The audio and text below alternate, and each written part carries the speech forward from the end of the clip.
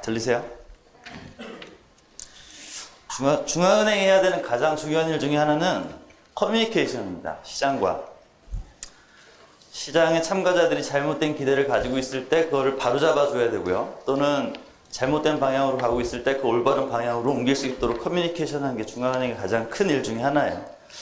여러분이 이제 조금 전에 잘못된 정보를 전달을 받으셨거든요. 강의를 되게 잘해줄 거라는. 저는 빨리 바로잡아야 됩니다. 왜 그러냐면 바로잡지 않았을 때 여러분들은 강의 내내 어디 얼마나 잘하나 보자 라든지 강의가 다 끝나고 나서 잘한다는 이 정도구나, 나머지는 얼마나 엉망일까 라는 중앙은행에 대한 잘못된 인식을 가질 수 있죠. 중앙은행이 하는 커뮤니케이션이 사람의 머리 중에 왼손이라면 공개시장 조작은 오른손입니다. 지금부터 말씀드릴 공개시장 조작과 커뮤니케이션, 그리고 금리를 결정하는 머리, 이 세 개가 중앙은행 통화정책의 큰 틀이라고 보시면 돼요. 강의에 앞서서 여러분들께서 그 공개시장 조작을 제가 어느 정도로 말씀을 드려야 되는지 가늠을 좀 하기 위해서 몇 가지만 좀 여쭙겠습니다. 제일 위에서부터 혹시 들어본 적이 있다 하시는 분은 귀찮겠지만 손을 좀 들어주세요. 통화안정증권, 양적 완화, 오퍼레이션 트위스트, 적자국채. 어디서 오셨어요, 다? 왜 다 알지, 이걸? S&P, OMT. 학생 아니신 분? 알겠습니다. 자, 공개시장 조작이란 굉장히 간단해요. 여기저기서 중요한 텍스트들에서 정의를 하고 있는데 내용은 다 비슷비슷합니다. 공개시장 조작이 뭔지 간단히 말씀드리고 이제 본격적으로 강의를 시작하도록 할게요. 공개시장 조작은 중앙은행이 시장에서 하나의 플레이어가 되는 거예요. 다른 금융기관들과 마찬가지로 금융시장에 들어가서 채권을 사고 파는 그 일련의 행위를 전부 다 공개시장 조작이라는 큰 범주 안에 넣을 수 있습니다.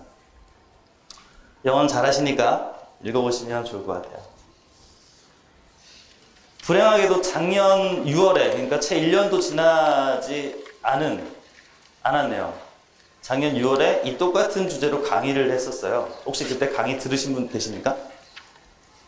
없으시네요. 다행입니다.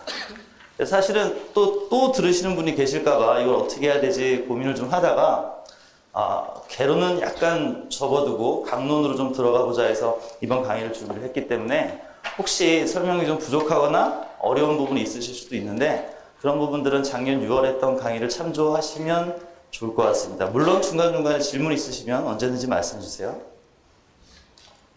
제가 말씀드릴 순서는 우선 통화정책과 공개시장 조작이라는 큰 주제 하에서 공개시장 조작이 통화정책에서 어떤 위치를 차지하고 있는지, 어떤 역할을 하는지를 먼저 말씀을 드리고요. 그 다음에 실제로 한국은행에서는 어떻게 공개시장 조작을 하고 있는지, 그리고 공개시장 조작을 하면은 뭐가 변해서 어떻게 되는지 다시 말씀을 드리고요. 마지막으로는 공개시장 조작이 실제로 어떻게 이루어지는지까지 말씀을 드리겠습니다. 그리고 두 번째 큰 제목으로는 지금 세상이 참 어수선해서 많은 것들이 변해가고 있습니다. 통화정책의 패러다임도 마찬가지예요. 소위 말하는 비전통적 통화정책이라는 게 뭔지 같이 이야기를 해보고, 그리고 그 속에서 지금 공개시장 조작은 어떤 모습으로 이루어지고 있는지를 같이 말씀을 나눠보도록 하겠습니다. 제일 마지막에 디스커션이라는 게 있는데요. 실제로 여러분들하고 이야기를 좀 해보고 싶어서 만들어놨어요. 전혀 주저하실 필요도 없고요. 의견이 있으시거나 아이디어가 있거나 질문이 있으면 언제든지 이 시간에 말씀 주셔도 좋습니다. 아까 말씀드린 대로 공개시장 조작은 오른손이기 때문에 오른손을 컨트롤하는 머리를 이야기하지 않을 수 없습니다. 큰 통화정책이라는 거에서 공개시장 조작이 어떤 위치를 차지하고 있고 어떻게 이루어지고 있는지를 먼저 말씀을 드려야 이 이후의 설명들을 제가 할 수 있는 거죠. 통화정책은 중앙은행이 수행하는 정책입니다. 그죠? 중앙은행이 수행하는 정책은 크게 금리 정책, 그 다음에 유동성 조절 정책 이렇게 나눌 수 있는데 현대중앙은행은 요즘에 발전한 사회의 중앙은행은 금리를 컨트롤함으로써 경제를 컨트롤해 나가죠. 그래서 금리를 컨트롤해서 어떻게 그러면 이 경제를 컨트롤해 나가느냐? 통화정책의 운영 체계라는 하나의 시스템 안에서 이루어지게 됩니다. 자, 먼저 최종 목표부터 볼게요. 이건 한국은행의 통화정책 운영 체계인데요. 한국은행의 목표는 하는 법에 명시되어 있습니다. 물가 안정, 그 다음에 금융 안정이에요. 중간 목표로 통화정책은 소비자 물가 상승률, CPI 상승률을 타겟팅하고 있습니다. 그리고 운용 목표를 콜금리를 가지고 있고요. 정책 수단으로는 중앙은행의 정책 수단으로는 여수신제도, 지급준비제도, 그 다음에 공개시장 조작 이렇게 크게 세 가지로 가지고 있습니다. 이렇게 말씀드리면 굉장히 교과서적이고 이게 무슨 말인지 솔직히 이해가 안 될 수도 있어요. 약간 순서를 바꿔서 한번 이야기를 해보죠. 중앙은행이 물가를 안정시키고 금융을 안정시키기 위해서는 어떻게 하면 될까? 소비자 물가 상승률을 3% 근처에서 움직이게 하면 되겠다. 그러면 소비자 물가 상승률을 어떻게 하면 3% 근처에서 움직일 수 있을까? 콜금리라는 초단기 금리를 적정한 수준에서 움직이면 그게 물가 상승률 3%로 연결될 것이다. 오케이. 그러면 어떻게?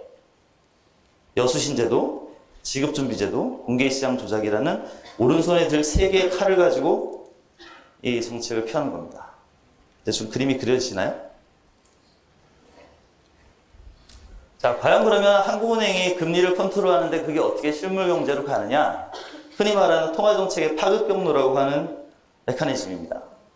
한국은행 기준금리가 혹시 뭔지 정확히 알고 계시나요?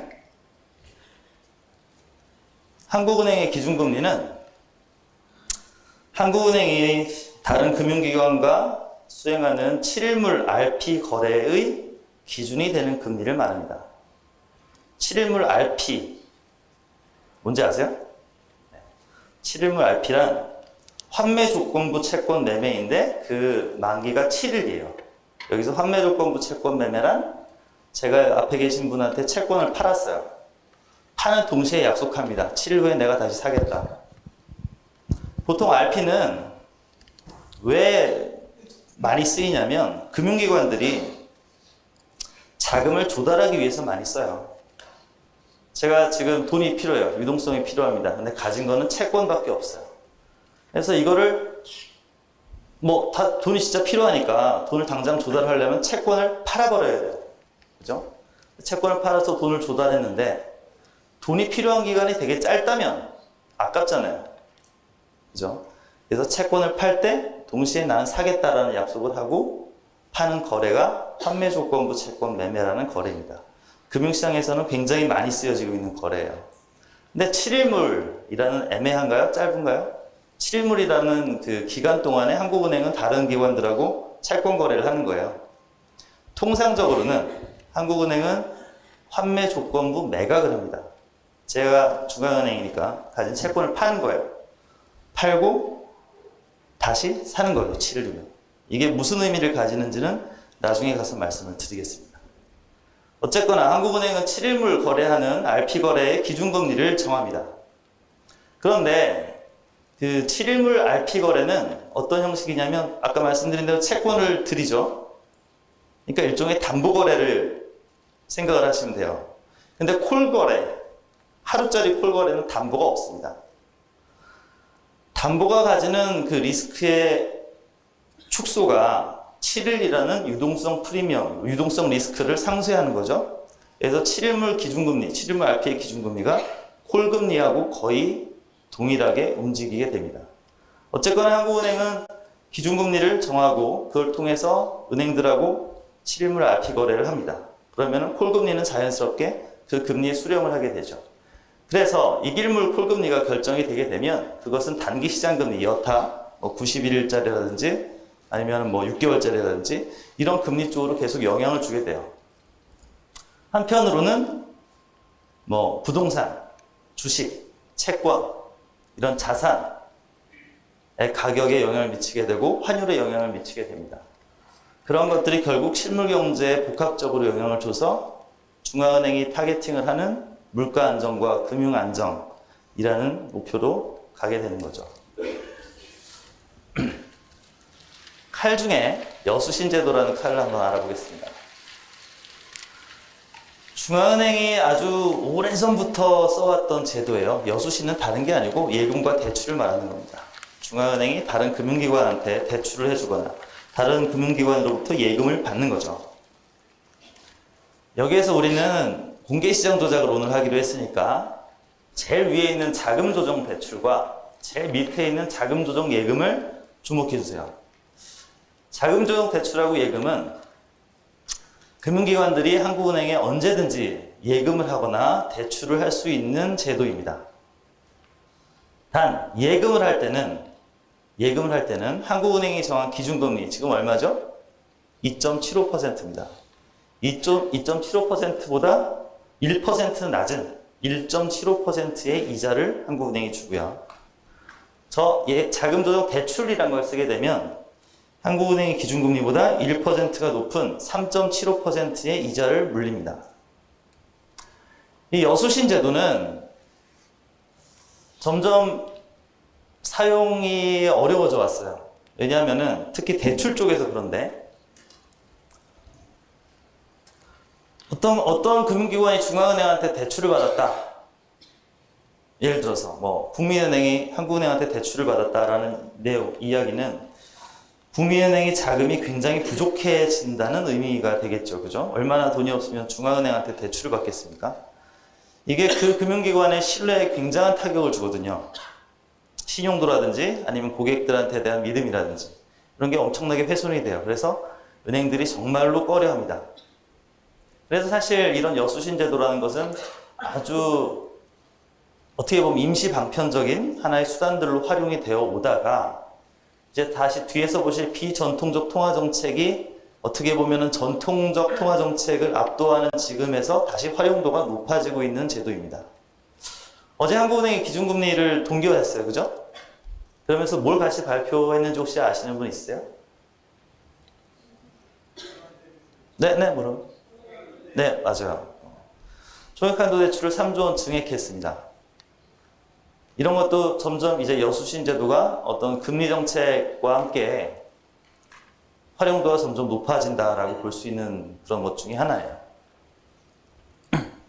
다음은 지급준비제도입니다. 지급준비제도는 이것도 역시 마찬가지로 아주 오래전부터 중앙은행의 중요한 정책으로 활용되어 오던 것인데 원래 지급준비제도는 사실 그 고객들을 보호하려고 해놓은 거예요. 그죠? 지급준비제도의 원래 기본은 그렇습니다. 예금을 해놨는데 내가 은행에 돈을 찾으러 가니까 돈이 없더라. 그러면 안 되잖아요.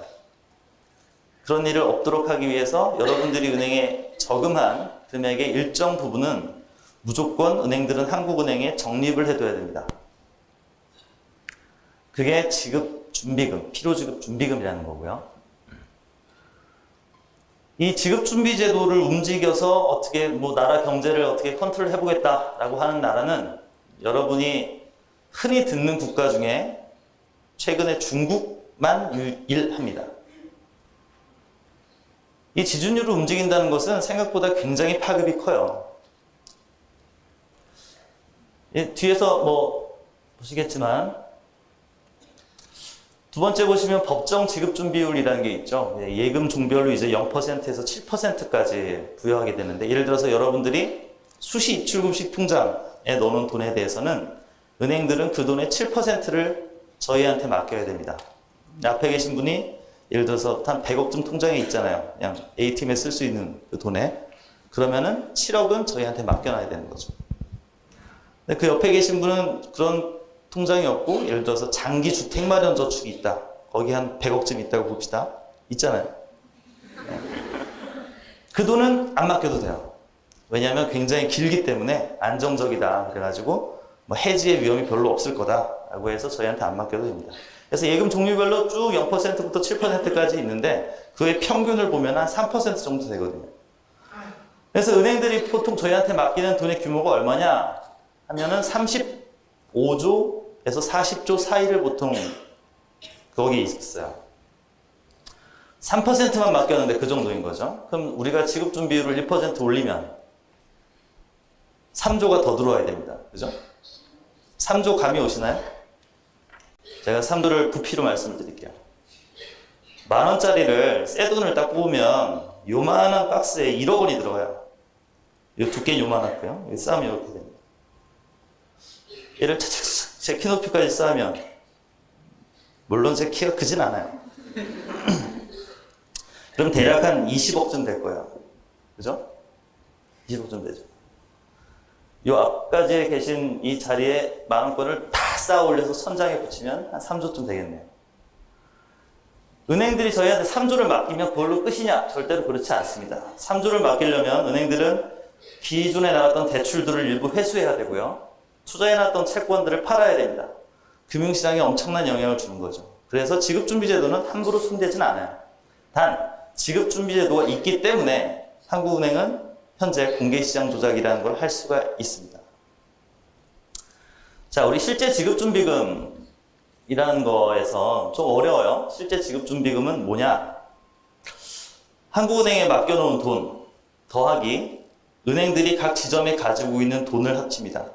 그런데 은행들의 각 지점에 돈 있잖아요. 그죠? 가면 돈 찾아줘야 되니까. 그 돈에서 35%만 인정해줘요. 그걸 우리가 지급준비금으로 인정을 해주는 거죠.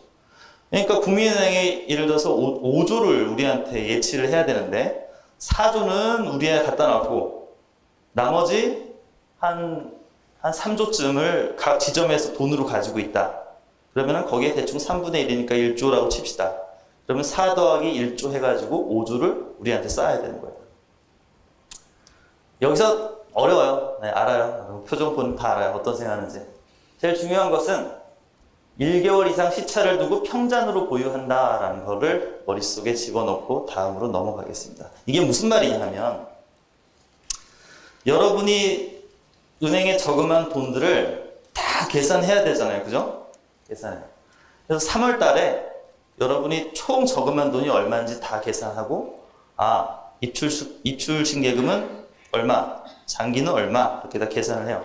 그래가지고 축축 해가지고 그 돈을 쌓아야 됩니다. 우리한테 맡겨놔야 돼요. 맡겨놔야 되는데 언제부터 언제까지? 3월달 돈은 4월 둘째 주 목요일부터 5월 첫째 주 수요일까지입니다. 왜 그럴까요? 이거는 왜 그냥 다음 달이 아니고 둘째 주 목요일부터 그 다음 달 둘째 주 수요일까지일까요? 아시는 분? 네? 뭐가 나왔는데 답이? 네, 맞아요. 금융통화위원회에서 금리를 결정하는 게 둘째 주 목요일이기 때문에 그때하고 기준을 맞춘 겁니다. 평잔이라는 것은 무엇이냐면 4월 11일 날 100조를 우리한테 맡겨놓고 그 다음에 5월 8일 날까지 빵을 했다. 그러면은 이 기간이 대충 30일이라고 우리가 가정을 한다면 100조 나누기 30을 하는 거죠. 그럼 3.3333조가 되겠죠? 그게 평잔이에요. 다시 말해서 국민은행이 5조를 쌓아야 한다면 이 기간 중에 평균 했을 때 5조가 되도록 한국은행에 쌓으면 되는 겁니다. 첫날 왕창 쌓아도 상관없고요. 이 기간 동안에 내 5조를 쌓아놔도 상관없고 마지막 날에 5조가 되도록 150조를 쌓아도 상관없습니다. 무슨 말씀인지 알겠어요? 반응을 해주세요. 이게 어려운 주제인 거 알거든요. 전 여러분들을 해치지 않아요. 네. 말씀해 주시면 반영하겠습니다. 이제 공개시장 조작입니다. 공개시장 조작은 아까 말씀드린 대로 금융시장에서 채권 매매와 같은 거래를 통해서 시중의 유동성을 조절하고 단기금리를 컨트롤하는 중앙은행의 가장 날렵하고 뭐라고 할까요? 정확한 칼이라고 할까요? 공개시장 조작은 크게 어떻게 이루어지냐면 금융통화위원회에서 기준금리를 결정하면 그 기준금리에 홀금리가 붙어서 움직일 수 있도록 필요지준이라는 것을 파악을 합니다. 그 다음에 지준 공급 규모를 전망을 하고요.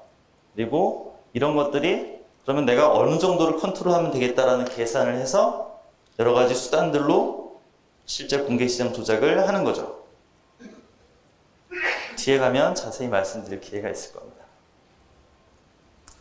이 공개시장 조작은 장점이 많아요.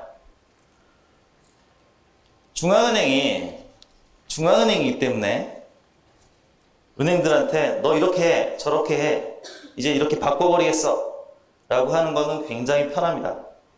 쉬워요. 그죠? 제가 물론 여러분들 안 하겠지만 다 일어서! 그러면 한두 분 일어서겠지만 중앙은행 은행들한테 그렇게 할 수도 있죠. 근데 그렇게 안 하겠다는 거예요.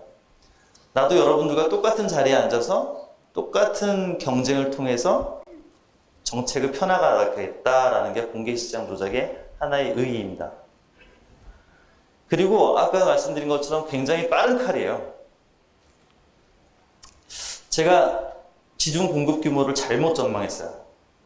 또는 정부에서 갑자기 난데없이 돈을 왕창 쏟아냈어요. 짜증나잖아요. 면목도 없습니다. 가가지고 이걸 어떡하지? 하다가 에이씨 모르겠다. 팀장님 큰일 났습니다. 지금 당장 한 5조쯤 흡수해야겠습니다. 그러면 팀장님께서 저한테 막 뭐라고 하는데 그냥 저만 혼나면 할 수 있어요. 물론 저희 팀장님 혼내거나 그러시는 분이 아니에요. 되게 좋은 분이에요.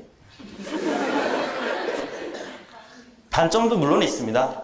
빠른 칼이지만 칼의 크기는 중앙은행이 현재 포지션이 얼마냐에 따라서 시시각각으로 달라집니다.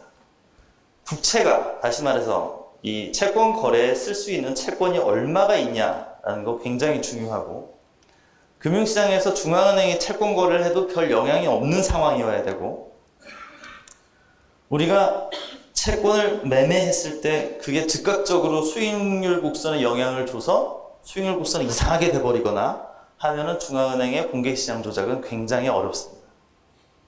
다시 말해서 거의 완전 경쟁 시장에 준하는 그런 세상은 없습니다만 그런 합리적이고 효율적인 금융시장이 갖춰진 나라에서는 공개시장 조작이 굉장히 빠른 칼이 되는 거죠.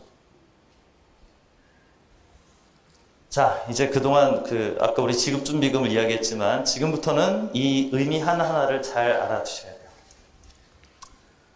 지중 공급이란 은행들이 한국은행에 쌓아두는 돈을 말합니다.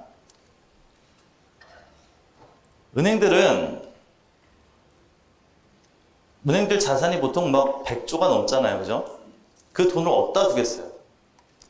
국민은행 본점에 지하에 뭐 한 100조를 쌓아두는 금고가 있을 거라고 생각하시는 분 있잖아요. 한국은행에 쌓아놓습니다. 한국은행에 쌓아둬요. 한국은행에서는 은행 내의 은행이기 때문에 은행들이 중앙은행한테 예금을 할 수 있도록 두죠. 그리고 당좌 계좌를 열어줘요. 여러분들이 수시 입출급식 통장을 각 은행에 가지고 계신 것처럼 한국은행도 각 은행들이 수시로 빼서 쓰거나 다시 예금할 수 있는 계좌를 개설해 주는데 그게 당좌 계좌라고 합니다. 은행들이 당좌 계좌에 넣어놓는 돈을 기준의 공급이라고 표현을 하겠습니다.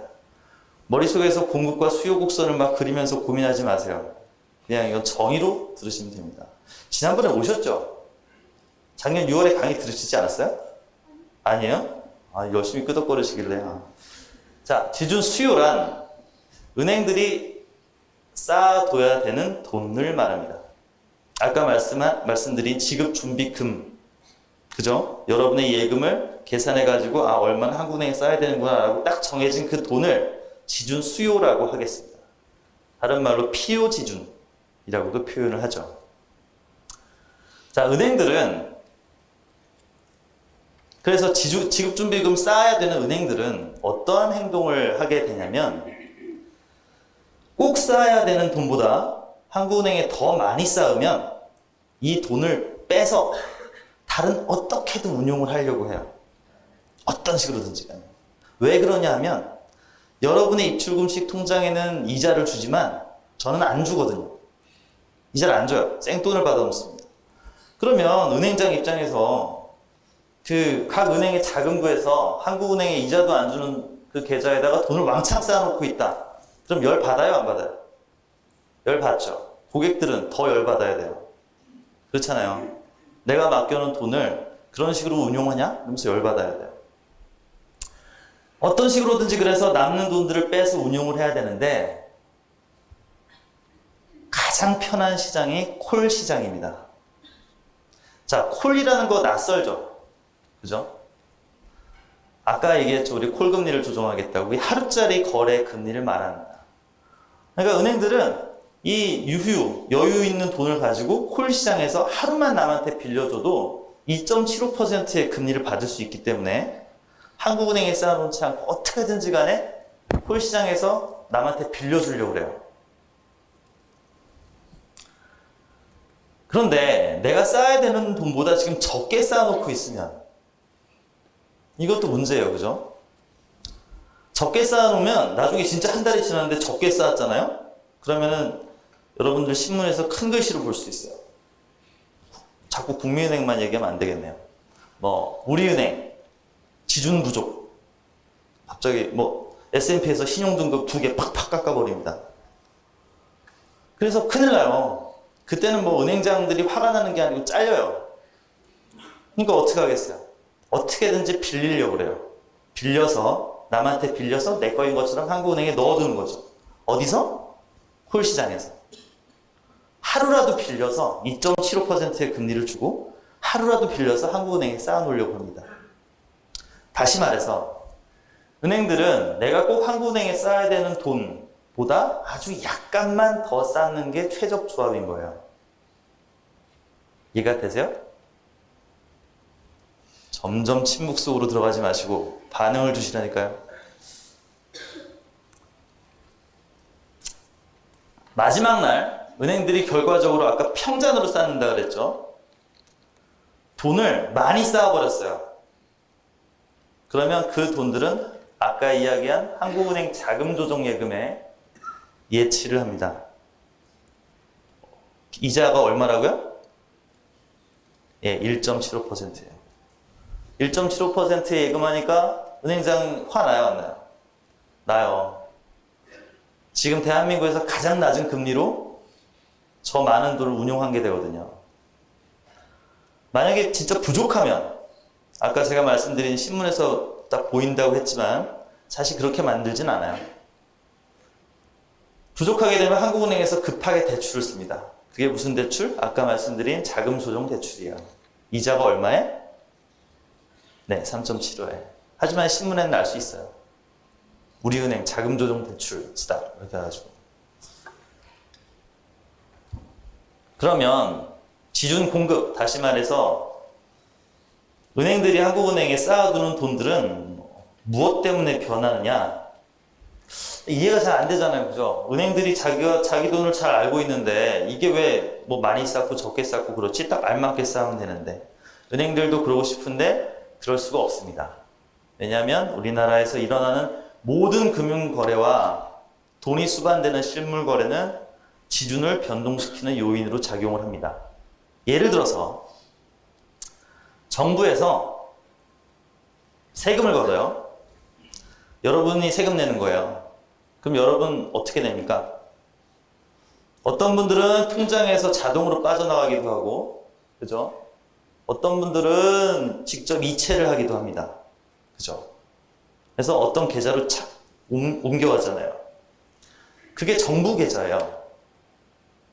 네, 여러분들이 자기 통장에서 무슨 계좌로 넣어라라고 이제 지시를 할 텐데, 분명히 나는 우리은행으로 송금을 했어요. 근데 그 우리은행의 계좌에서 들어온 돈들은 정부의 계좌로 휙 없어져 버립니다. 그 돈은 어디로 가느냐? 한국은행은 친절하게도 정부한테도 계좌를 하나 개설해 줍니다. 마찬가지로 당좌 계좌예요. 그 계좌로 들어와 버려요. 다시 말해서 여러분들이 세금을 납부하기 전에는 분명히 신한은행이라는 은행이 가지고 있던 돈이었는데 세금을 납부하는 순간 이 돈이 여기서 빠져서 정부 계좌로 들어가 버립니다. 그러면은 은행들 입장에서는 자기 돈이 없는 거예요. 없어진 거예요. 그죠? 근데 이게 왜 지준이랑 연결이 있느냐? 아까도 말씀드린 것처럼 은행은 돈을 자기가 안 가지고 있다 그랬죠. 그죠? 한국은행에 넣어놓는다 그랬습니다. 다시 말해서 한국은행에 쌓아놨던 돈 중에서 일부가 빠져서 정부의 계좌로 간 거예요. 이해가 되세요? 반대로 정부가 돈을 풀었습니다. 정부가 돈을 풀었어요. 소위 말해서 이제 세출, 집행, 재정집행이라는 말 한다고 치죠. 보도블록을 뜯어왔어요. 그러면 누가 공사를 하겠죠? 그러면 그 돈을 정부가 보도블록 고친 그 사업자한테 줄 겁니다. 근데 그 사업자가 신한은행에 자기 계좌가 있어요. 그럼 정부는 신한은행으로 착 옮겨줘요. 계좌를. 그죠? 근데 그러면은 정부에 마찬가지로 한국은행에 계산했던 정부의 돈에서 신한은행이라는 그 계좌로 옮겨가는 거예요. 그럼 마찬가지로 그 신한은행 이름으로 된 돈은 늘어나는 거죠. 다시 말해서 한국은행의 신한은행 계좌의 돈이 늘어나는 겁니다. 자, 이제 다시 편하게 말씀드릴게요. 정부가 세금을 걷어들이면 그 돈은 민간에서부터 정부로 빨려 들어가기 때문에 민간은행이 가지고 있는 계좌의 돈은 줄어듭니다. 그리고 정부 계좌의 돈은 늘어나고요. 다시 말해서 민간은행들이 한국은행에 쌓아놓는 돈이 지준이라고 말씀을 드렸죠. 그래서 그 지준은 줄어들게 되는 거예요. 그럴 경우에 우리가 지준 공급이 줄어든다라고 말씀을 드립니다. 한국은행에서 금융기관에 대출을 해줘요. 한국은행이 대출해 줄 때는 어떻게 대출을 해주느냐? 돈을 현금으로 싸들고 자 2조 이렇게 주지 않고 한국은행은 무제한적인 발권력이 있기 때문에 신한은행한테 2조를 대출을 해주라고 알겠습니다. 그리고 신한은행 2조 엔터 딱 치면 신한은행 계좌에 돈이 2조가 휙 올라갑니다. 그러면은 신한은행 갑자기 2조가 올라간 거예요. 그죠? 그 경우에 마찬가지로 지준, 그러니까 신한은행이 한국은행이 쌓아놓고 있는 그 돈은 2조가 늘어난 거죠. 그죠? 신한은행이 이 대출을 갚으면 마찬가지로 돈이 줄어들 거잖아요. 그래서 지준이 줄어든다, 지준 공급이 줄어든다라고 얘기합니다. 대출을 갚을 때도 마찬가지예요. 신한은행이 돈 2조를 트럭에 싣고 와서 주는 게 아니고 2조? 신한은행 마이너스 2조 엔터 딱 치면 확 줄어듭니다. 자, 이제 국외부문이라는 거 볼 텐데요. 한국은행이 외환시장에서 달러를 삽니다. 달러를 사요. 외환시장에서 돌아다니는 달러를 1달러에 1180원에 제가 사면 이분이 가지고 계신 달러는 저한테 오고 제가 원화를 송금하죠. 그죠? 그럼 저분은 현금으로 받나요? 아니에요. 마찬가지로 은행 계좌로 제가 바로 넣어드릴 거예요. 마찬가지로 은행 계좌에 돈이 올라가고 다시 말해서 지준 공급은 늘어나는 겁니다. 제가 달러를 팔면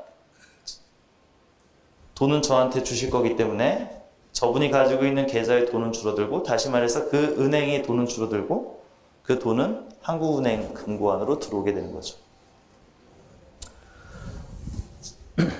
화폐.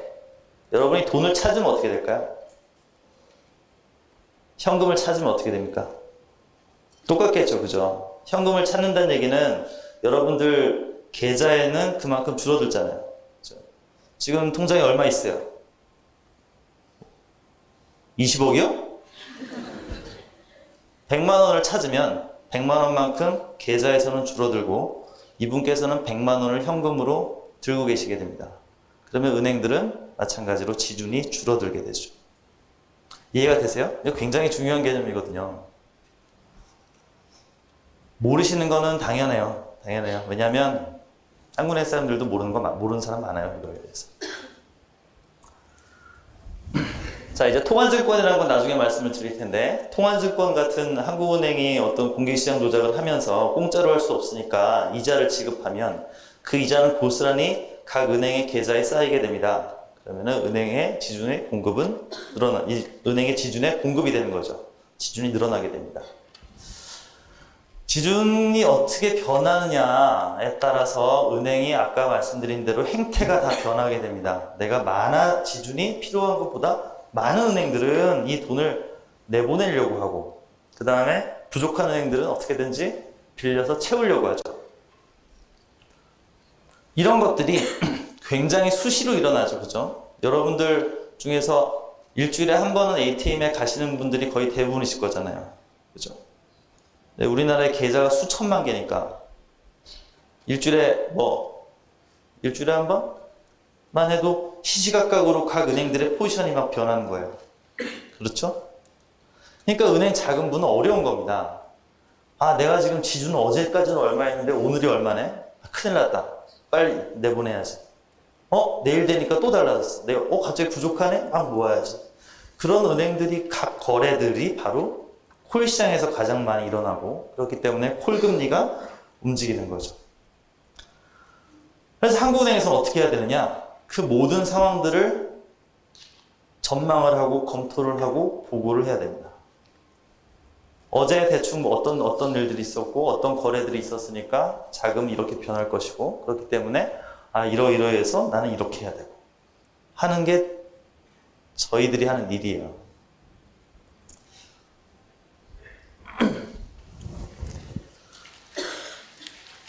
네, 너무 두려워 마세요. 뒤에서 다시 말씀을 차근차근 드릴 겁니다. 공개시장 조작은 어떻게 결정이 되게 되느냐? 아까 간단히 봤죠. 그걸 이제 다시 살펴보려고 이 창을 연 거예요. 한국은행에서 기준금리를 결정합니다. 2.75 어제 동결을 했으니까 2.75로 결정을 했다는 이야기는 금융통화위원회에서 저한테라고 하면 안 되겠구나. 제가 있는 시장운영팀에게 너네는 수단과 방법을 가리지 말고 기준금리가 2.75니까 콜금리를 2.75로 만들어라 라는 것과 우리는 동일하게 받아들입니다. 그러면 2.75에서 크게 벗어나지 않도록 어떻게 해야 될지를 고민을 해야겠죠. 그러면은 아까 말씀드린 대로 은행들이 지준 상황이 콜 시장에 가장 영향을 많이 주기 때문에 한국은행은 은행 지준이 어떻게 변할지를 봐야 됩니다. 그러기 위해서는 은행들이 실제로 쌓아두는 지준이 얼마여야 되느냐. 이게 바로 필요지준 파입니다. 지준 수요를 알아보는 거죠. 지난 3월달 예금을 보니까 대충 은행들이 이번에 쌓아야 될 돈이 38조군. 오케이. 그 다음에 지준 공급을 전망을 하는 거예요. 이번 달은 어떤 일들이 있으니까 이번 달에 진짜 은행들한테 쌓이는 돈은 이 정도 되겠군. 이게 지준 공급을 전망하는 작업입니다. 그러면 이제 지준 공급이 얼마이고 지준 수요가 얼마인 걸 알았으니까 남는 돈이 얼마인 걸 대충 계산이 되겠죠. 그 남는 돈은 저희들이 빨아들여요. 그 수단은 또 뒤에서 말씀을 드릴게요. 내가 이 정도 빨아들이면 이게 시장의 자금을 이 정도 조절을 해서 결과적으로 콜 시장에서 적정한 수준의 거래가 일어나서 콜 금리가 2.75에서 크게 벗어나지 않겠구나 라는 게 바로 이 작업이고 그 계산이 다 끝나면 이제 저도 시장에 하나의 플레이어로서 들어가서 직접 거래를 하게 됩니다. 자, 여기서 잠깐 우리나라는 유동성이 굉장히 많아요. 왜 많냐면 한 나라의 돈이 그 안에서만 움직이면 변화가 없을 텐데 우리나라는 아주 추세적이고 지속적이고 또 규모까지 엄청나게 큰 경상수지 흑자 국가입니다. 그러니까 외국을 통해서 계속 돈이 들어오는 거예요. 외국에서 우리가 수출하면 돈을 벌잖아요. 그 돈들이 계속 쌓이기 때문에 우리나라에는 돈이 계속 조금씩 늘어나는 거예요. 여러분들의 예금도 늘어나지만 그보다 더 빨리 늘어납니다. 그렇기 때문에 은행들은 우리가 아무것도 안 하면 필요한 돈보다 항상 많은 돈이 한국은행 당좌 계좌에 쌓여지는 구조예요. 그래서 한국은행은 이 돈들을 흡수를 해야 하는 상황인 거죠. 흡수를 하지 않으면 각 은행들은 이 돈들을 어떻게든지 운용 완료 콜 시장에다 던질 거기 때문에 콜 금리가 내려갈 거거든요. 뒤에서 다시 볼 거예요. 어떤 수단들이 있는지 이제 공개시장 조작이 이제 큰 칼이라고 하면 이 칼 1단, 2단, 3단 변신할 수 있거든요. 통화안정증권, 여러분들이 아까 손을 많이 들어주셨던 그 통화안정증권이라는 게 있습니다. 통화안정증권은 규모도 가장 크고 만기도 길기 때문에 우리가 흔히 기조적인 유동성 흡수 수단이다라고 표현을 합니다. 왜 기조적이냐? 한번 발행해 놓으면 그 돈들은 한국은행에 상당 기간 동안 묶여 있게 되거든요. 그죠? 증권 매매, 이제 단순 매매하고 RP 매매로 구분을 할 수가 있는데, 단순 매매라는 것은 저희들이 채권을 항구적으로 사거나 팔거나 하는 일이고요. RP 매매는 아까 말씀드린 대로 환매 조건부 채권 매매를 말합니다. 통화안정 계정, 여기 통화안계정이라고 써놨는데요. 마찬가지로 통화안정 계정입니다. 통화안정 계정은 은행들한테 예금을 특별히 받아주는 거예요. 당좌계좌에 쌓아놓는 거 말고 은행들이 한국은행에 일정한 금리를 받아가면서 예금을 할 수 있도록 제도를 하나 만들어 놨습니다.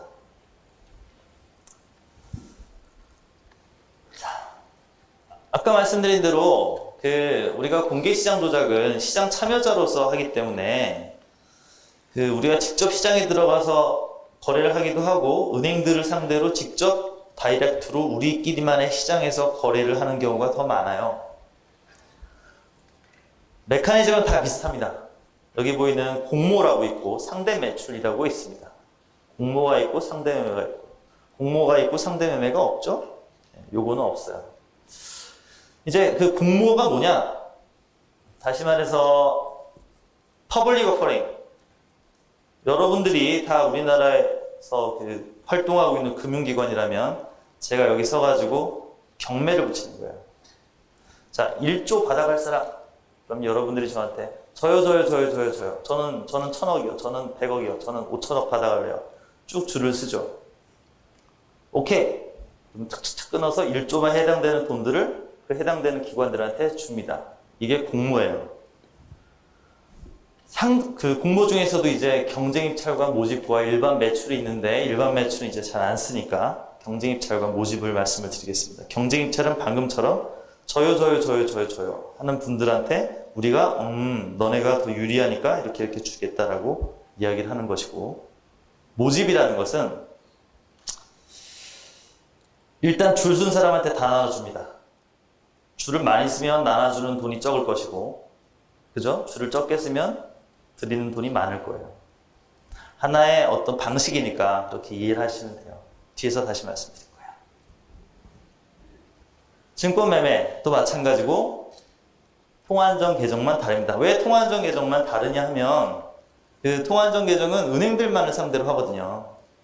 그렇기 때문에 뭐 어떤 상대 매출이라는 거를 특별히 사용할 이유가 없어요. 은행들 수가 작아서. 은행들한테 상대 매출할 때는 저런 증권 매매나 통화증권을 하면 되니까. 그럼 과연 상대 매출이 뭐냐? 공모라는 것을 여러분 다 대상으로 했다면 상대 매출이라는 것은 이 금융기관에 문제가 많아요. 그래서 이 금융기관한테만 유동성을 지원해 주거나 이 금융기관한테만 포지션을 변경할 수 있도록 우리가 거래를 해주는 겁니다.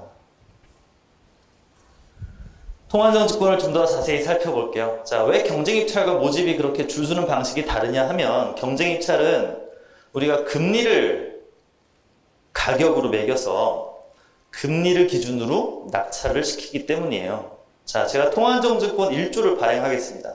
1조를 발행한다는 얘기는 여러분들이 통화안정증권을 1조만큼 산다는 얘기고, 그러면 1조만큼은 한국은행에 들어오겠죠. 그러면은 은행들은 자기 돈을 한국은행에 줘야 되기 때문에 은행들의 지준이 줄어들게 되고 한국은행은 그만큼 유동성을 흡수하는 효과를 가지게 됩니다. 자, 여기서 1조를 발행하는데 어떻게 발행을 하느냐? 자, 제가 1조를 발행하겠습니다 라고 하는 순간 여러분들은 200억, 300억, 500억, 1000억, 2000억 이런 숫자들을 저한테 알려줄 거예요. 그 옆에는 뭐가 붙냐면 금리가 붙습니다. 저는 2.75에 받아가겠습니다. 저는 2.76에 받아가겠습니다. 저는 2.77에 받아가겠습니다. 라고 저한테 오퍼를 주시죠.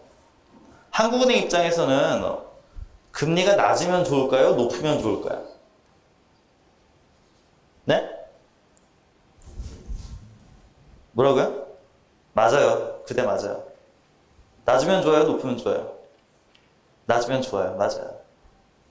금리가 낮으면 좋죠. 왜냐하면 한국은행이 통화안정증권을 발행한다는 얘기는 발행 금리에 따라서 이자를 준다는 얘기거든요. 금리가 높아버리면 이자 비용이 늘어날 거잖아요. 그래서 한국은행은 낮게 발행하고 싶어요. 그러면은 한국은행 입장에서 똑같이 1조를 발행했을 때 2.75에 받아가겠다고 하는데 주는 게 맞습니까? 2.77에 받아가겠다고 하는데 주는 게 맞습니까? 2.75에 주는 게 맞죠. 그게 경쟁 입찰이에요. 모집은 제가 1조를 다시 발행합니다. 1조 발행하면서 나는 2.75에 발행하겠다. 여기에 받아가고 싶은 사람 손 우르르 오케이 2.75에 조금씩 나눠줄게. 이게 모집입니다. 이해가 되세요? 자, 통한증권의 만기는 2년 내에서 우리가 지정을 할 수가 있는데 지금 현재는 4가지 만기로 발행이 되고 있습니다. 91일, 182일, 1년, 2년 이렇게 발행이 되고 이 통한증권의 4개 만기물은 한국 금융시장에서 2년 이하의 수익률 곡선을 형성하는데 굉장히 중요한 역할을 하고 있어요. 물론 여러분들이 채권시장을 잘 살펴보시면 지금 수익률 곡선이 이렇게 안 생겼다는 걸 알 수 있을 텐데 어쨌거나 이론적으로는 그렇습니다. 통한증권의 발행은 91일물 같은 경우는 매주 하고 있고요. 그 다음에 182일물, 1년물, 2년물은 격주마다 발행을 하고 있습니다. 그래서 보시면 91일물에 한 번 발행할 때마다 그 규모는 1.4조 현재 하고 있고 182일물은 0.7조, 1년물은 1조, 2년물은 2조 이렇게 하고 있어요. 다음은 환매조건부 증권매매인데 환매조건부 증권매매 이미 설명을 다 드렸고 보충 설명만 드릴게요. RP를 한국은행이 매각을 하면 다시 말해서 환매조건부로 채권을 팔면 그 돈은 한국은행에 들어오니까 유동성을 한국은행이 흡수하는 겁니다. 그렇죠? RP 매입을 하면 다시 말해서 여러분들로부터 채권을 사면 제가 돈을 줘야 되기 때문에 그 기간 동안은 유동성을 한국은행이 공급을 하는 게 됩니다. RP 매매는 장점이 많아요. 일단 제가 채권을 여러분들로부터 사고 돈을 줬는데 여러분이 돈을 안 갚으면 저는 여러분한테 받은 채권을 처분해버리면 되거든요. 리스크가 굉장히 적은 수단이죠. 그 다음에 이제 RP 매매보다 그냥 채권 매매보다는 어떤 소유권이 이전되는 것이 아니고 이 채권은 어차피 다시 되팔 물건이기 때문에 시장금리에 영향을 덜 미칩니다. 거의 미치지 않는다고 봐도 되죠. RP 매각했을 때 처음에 매각하면 하는 순간 채권은 넘어가고 돈은 우리한테 들어오기 때문에 유동성을 흡수를 하게 됩니다. 그리고 만기가 되면 다시 채권과 그에 상응하는 돈 더하기 이자를 교환을 하게 되죠. 그러니까 RP 매매가 7일이다, 만기가 7일이다라는 얘기는 7일 동안 한국은행이 유동성을 흡수를 하겠다라는 겁니다. 또 RP 매입을 할 때는 7일 동안 한국은행이 유동성을 공급을 하겠다라는 얘기죠. 자, 통화안정 계정은 아까 말씀드린 대로 그 은행들을 상대로 하는 예금이고요. 이것도 마찬가지로 현재는 그 금리 중심의 경쟁 입찰을 가장 많이 쓰고 있습니다.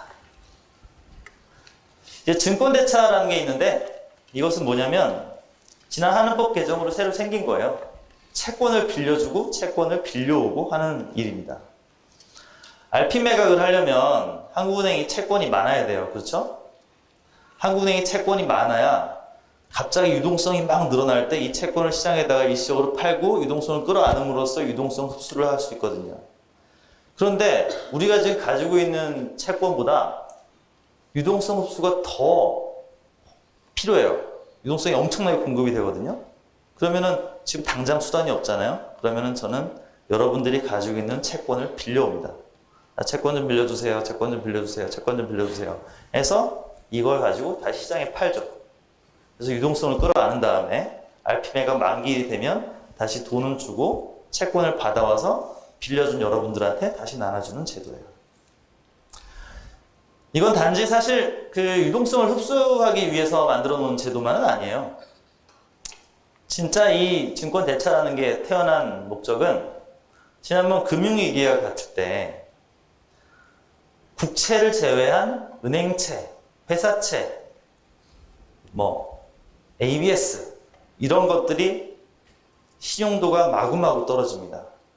그래서 이 채권들을 담보로 해서는 은행들이 돈을 조달하지 못할 때가 있었어요. 왜냐하면 자, 내가 이 채권을 담보로 줄 테니까 나한테 100억만 주세요 라고 했는데 옛날에는 그래 100억 줄게 라고 했던 것들이 이제는 이 채권이 100억조차도 안 되는 거예요. 채권 가격이 떨어져서. 그렇기도 하거니와 이 채권을 아예 안 받으려고 그래요. 왜? 언제 부도날지가 모르는 채권이기 때문에. 그런 상황에서 한국은행이 가지고 있는 국채를 당장 돈이 필요한 금융기관들한테 빌려주려고 만든 제도입니다. 너네가 가지고 있는 이상한 채권들 내가 받아줄게. 대신에 국채 빌려줄 테니까 이 돈으로 너네 유동성을 조달해서 지금의 위기를 넘겨라 라는 제도인 거죠. 하지만 위기가 아닌 상황에서는 방금 말씀드린 대로 우리가 유동성 조절이 많이 필요할 때 채권을 빌려서 그걸 RP 매각에 활용하는 그 제도로 많이 쓰입니다. 통화안정증권의 규모는 지금 현재 167조 정도 발행이 되어 있어요. 167조 정도 발행이 되어 있다는 얘기는 규모가 우리가 흡수를 해야 되는 돈이 167조 정도 된다는 얘기예요. 그죠?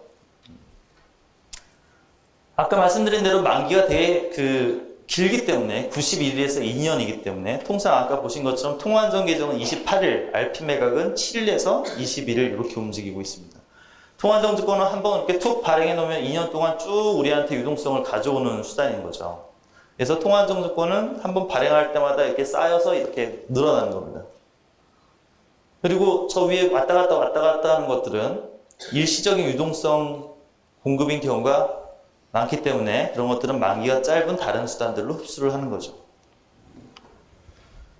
지난 3월 말 우리나라의 전체 돈이 얼마인지를 보여주는 표예요. 전체 돈이라는 것은 한국은행이 찍어낸 돈이라고 크게 보셔도 무방합니다.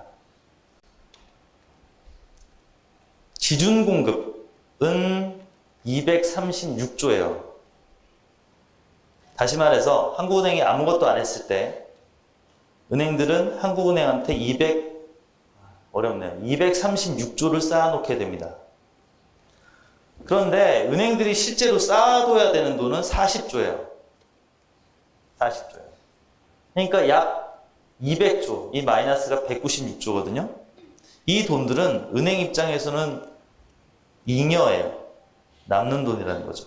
이 잉여가 전부 다 콜시장으로 들어가면 콜시장이 굉장히 혼란스럽겠죠. 그죠?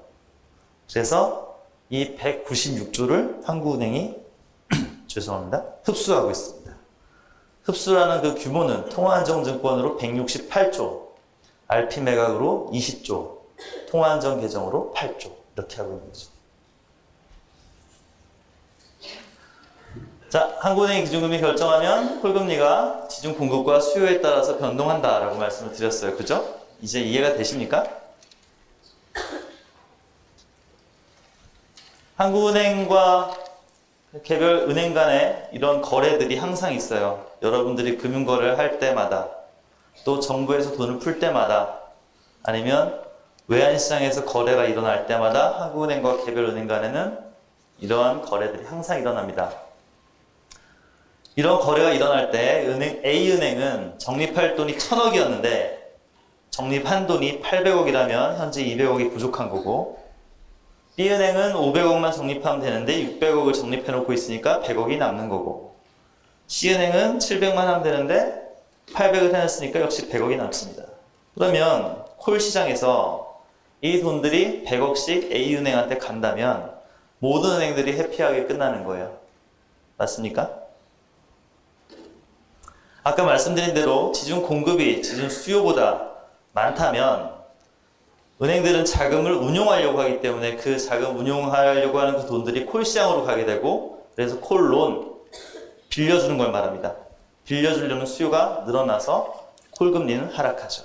그죠? 돈을 빌려주고 싶은 사람이 많으면 금리는 내려가겠죠. 왜냐하면 금리도 똑같아요. 가격이거든요. 공급이 많으면 가격이 내려가는 거랑 똑같습니다. 지준 수요, 다시 말해서 쌓아둬야 되는 돈보다 실제로 쌓은 돈이 시장 전체가 적다면 밖에서 다른 데 운용하고 있던 대출이라든지 그죠? 채권을 샀던 그런 자금들을 다시 회수하려고 하죠.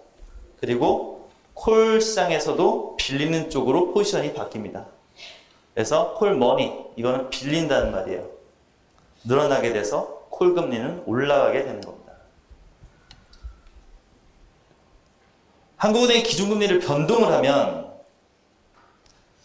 한국은행의 공개시장 조작을 하는 곳에서는 시중의 돈 전체 규모를 조정함으로써 시중의 유동성을 변화시켜서 콜금리에 영향을 줍니다. 다시 말해서 원칙적으로는 기준금리를 올리게 되면 콜금리를 올려야 되기 때문에 한국은행에서는 시중의 유동성을 확 흡수하죠. 그래서 은행들이 돈이 부족하게 만들어서 그 콜금리를 점점 높입니다. 기준금리를 내리게 되면 마찬가지로 콜금리를 내려야 되니까 한국은행에서 유동성을 공급을 하게 되고 그 돈들이 많아지면은 콜금리가 내려가게 되는 거죠. 하지만 실질적으로는 이렇게 일어나지 않습니다. 한국은행에서 기준금리를 움직이면 콜금리는 바로 변해요. 왜냐하면 제가 공개시장 조절을 통해서 유동성을 조절할 것을 알기 때문에 그러면 스트레스가 늘어나니까 선제적으로 콜금리가 조정이 됩니다. 아까 말씀드린 대로 어제 회식을 해서요. 네. 자, 은행들은 이 지준이 다시 말해서 자기 계좌에 쌓이는, 좀 더 정확히 말해서 한국은행에 개설해 놓은 각 은행에 쌓이는 돈을 정확하게 전망하려고 노력은 하지만 쉽지 않아요. 그리고 그 돈들이 착해서 항상 일정한 수준으로만 쌓이지도 않습니다. 어떤 때는 많이 쌓였다가 어떤 때는 많이 빠져나가요. 예를 들면 추석 안 좋아요. 설 임박해서는 은행들이 나는 돈이 이만큼 있었는데 세뱃돈을 여러분들이 찾아요. 그죠? 그래서 현금을 막 빼잖아요. 그러면 이 돈이 확 줄어들어요. 그러면은 내가 쌓아야 되는 돈보다 일시적으로 훅 내려갑니다. 그러한 것들이 굉장히 많이 일어나거든요. 월 말에 정부에서 세출이 우르르 나가면 돈이 훅 쌓이고요.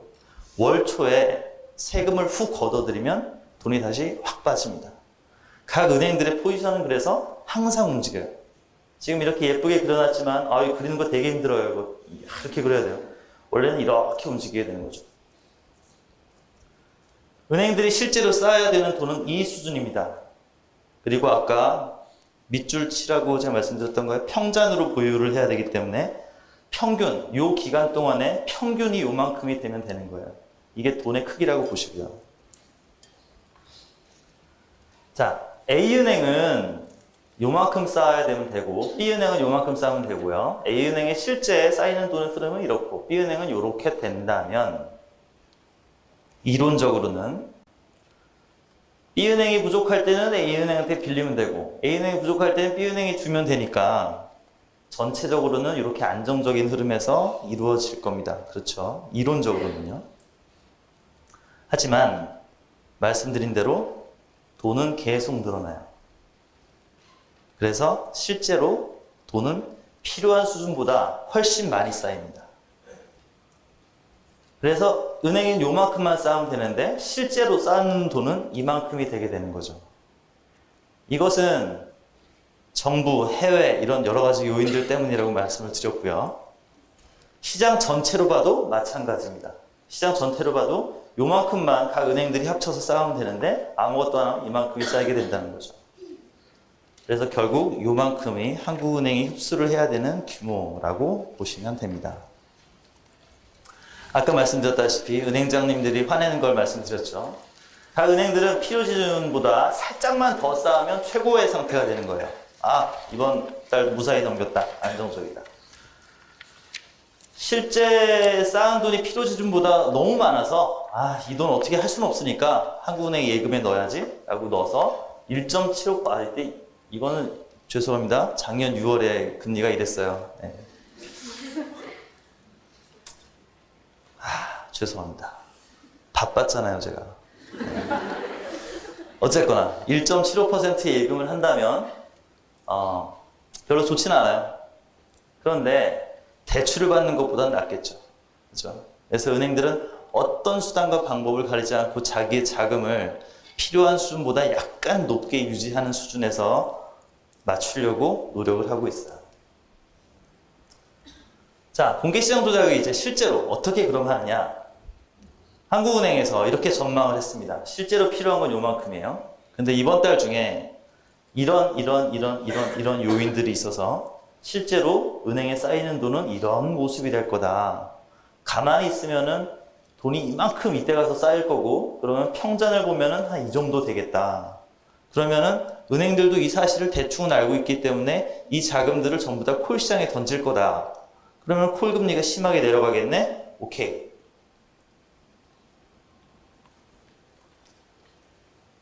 그래서 유동성을 미리 흡수를 합니다. 실제로 이렇게 될 돈을 한국은행에서 공개시장 조작을 함으로써 이런 흐름으로 만들게 되는 거죠. 그래서 필요지준과 거의 비슷한 수준이 되도록 한국은행에서 공개시장 조작을 하는 거예요. 자, 추경 얘기 요새 많이 나옵니다. 그죠? 지금 이걸 말씀드리는 거는 정부 쪽에서 어떻게 하면 공개시장 조작과 이게 연결이 되는지, 지준과 어떻게 연결이 되는지를 설명을 드리려고 하는 거예요. 추경을 10조를 하겠다, 안 된다, 15조 해야 된다. 아, 추경하는 건 좋은데 국채를 할 거냐, 아니면은 뭐 세금을 늘릴 거냐, 지금 논의들이 많고, 아마 조금 전에 그런 것들이 이제 결정이 거의 다 된 모양입니다. 이제 조만간 정보들이 이제 나오겠네요. 2.3, 이게 뭘까요? 2.3. 정부에서 이번에 새로 전망한 경제 성장률 숫자입니다. 정부에서는 추경을 해야 된다. 왜? 경제 성장률이 2.3%밖에 안 된다. 이렇게 얘기를 했죠. 이 숫자의 진정성은 차치하기로 하고, 어쨌거나. 어제 한국은행은 얼마를 발표했죠? 네? 해치지 않아요. 얼마요? 2.6%로 발표를 했죠. 자, 이 10조는요? 10조는 뭘까요? 10조는 정부에서 마찬가지로 2.3%라고 하면서 올해 세수, 다시 말해서 세금이 예상했던 것보다 10조가 덜 걸칠 것 같다. 그러니까 우리 빨리 추경을 해야 된다. 왜? 경기 부양을 위해서. 라는 논리입니다. 자, 추경을 하는 건 좋아요. 뭐 필요하면 당연히 해야 됩니다. 방법은 크게 두 가지가 있다고 보시면 돼요.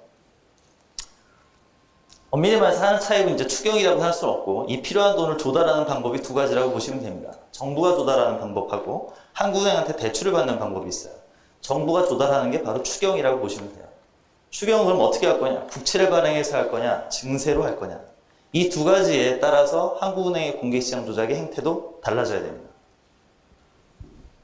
국채 발행이나 증세를 해서 추경을 편성하고 그 돈으로 재정을 집행한다는 이야기는, 국채는 여러분들한테 파는 거거든요.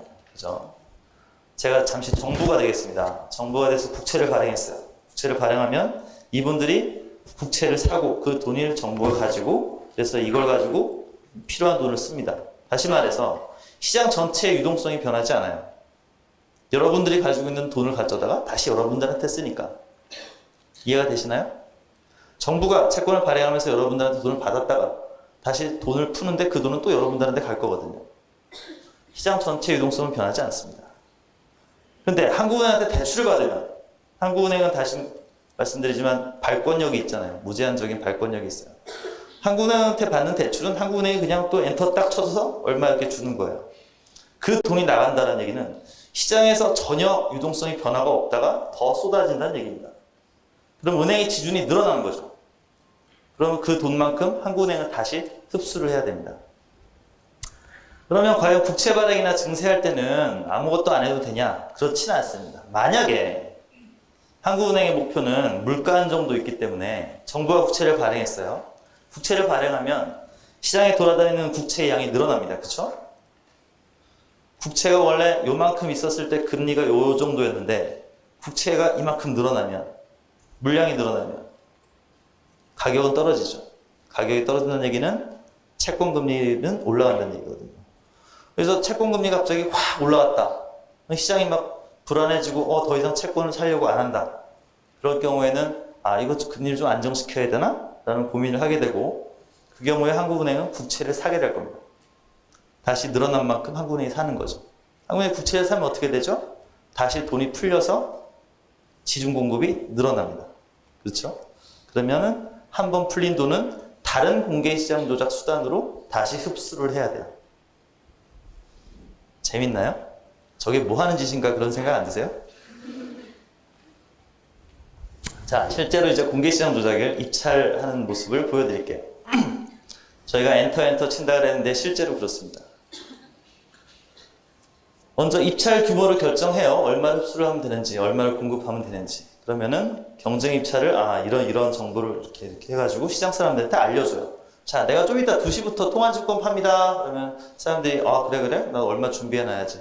이런 절차예요. 그래서 금융기관들이 실제 경쟁 입찰에 들어와서 응찰을 하면 낙찰을 시키고 그게 각 금융기관들한테 알려지면 하나의 공개시장 조작, 그 절차가 끝나는 거예요. 작년이에요. 이것도 죄송합니다. 다시 이 프린트 스크린 하기가 바빴어요. 각 은행들이, 여기 은행은 이제 그 비밀이기 때문에 가려놨고요. 이거 은행들, 뭐 증권사들 이런 게 쭉 써 있는 거예요. 이건 다 응찰한 돈입니다. 어떤 데는 200억 응찰했고, 어떤 데는 2,200억을 응찰했고 하는 돈들이에요.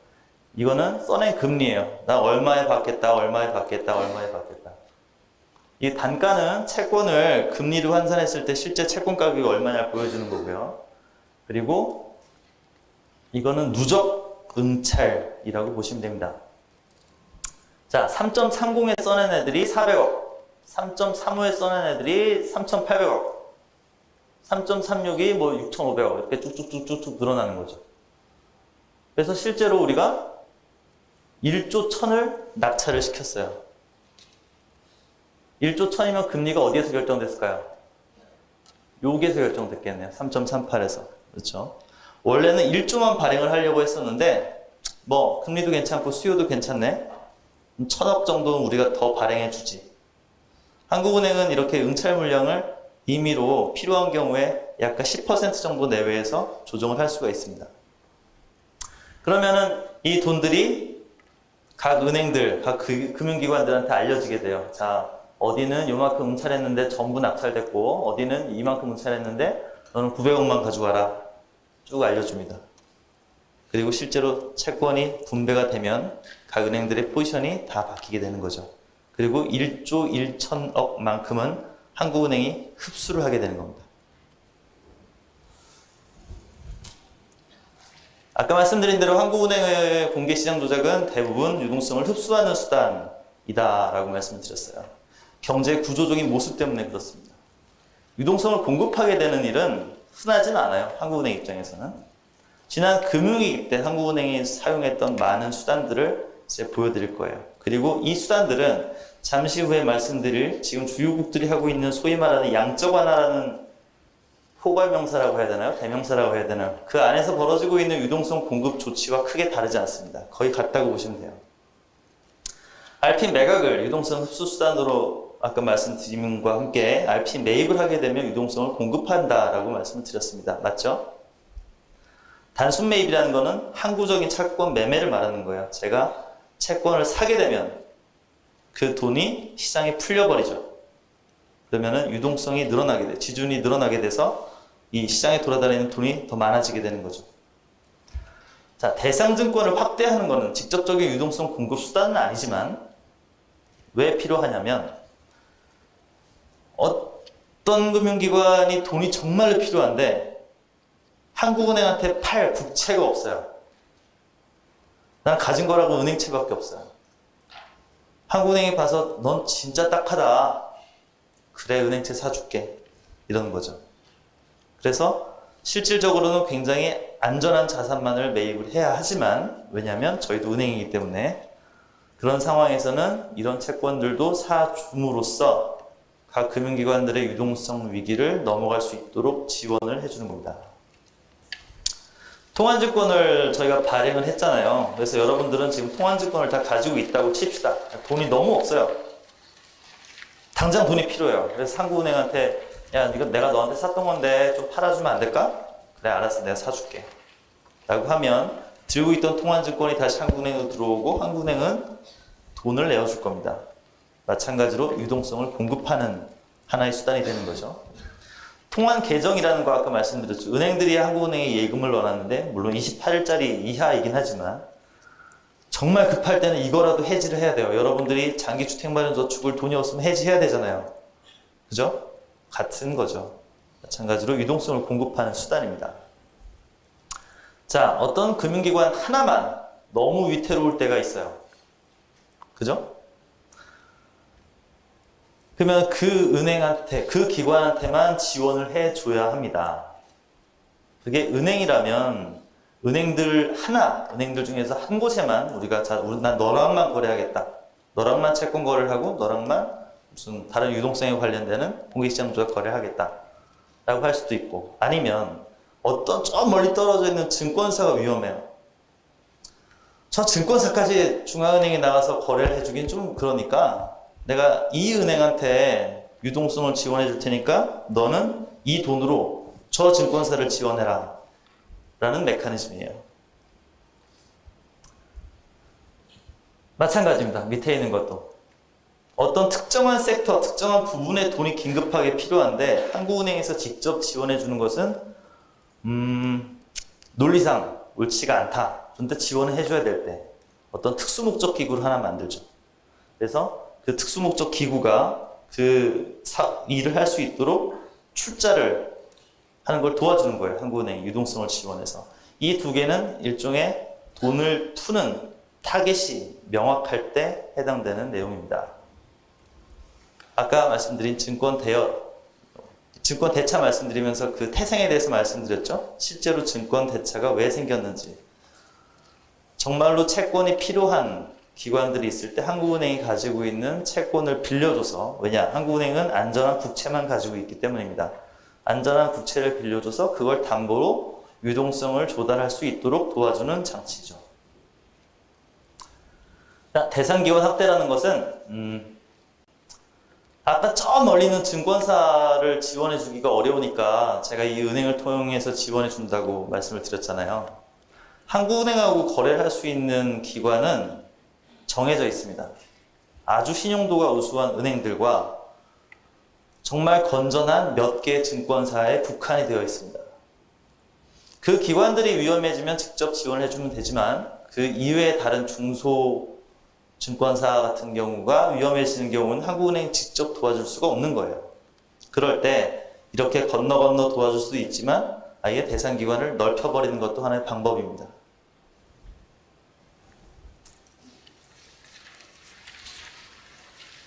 비전통적 통화정책과 공개시장 조작 설명에 앞서서 유동성을 공급하는 이런 메커니즘들을 설명드린 이유는 비전통적 통화정책이라고 하는 것이 구조적으로, 태생적으로 유동성을 공급할 수밖에 없는 상황이기 때문이죠. 비전통적 통화정책이라는 게 무슨 말일까요?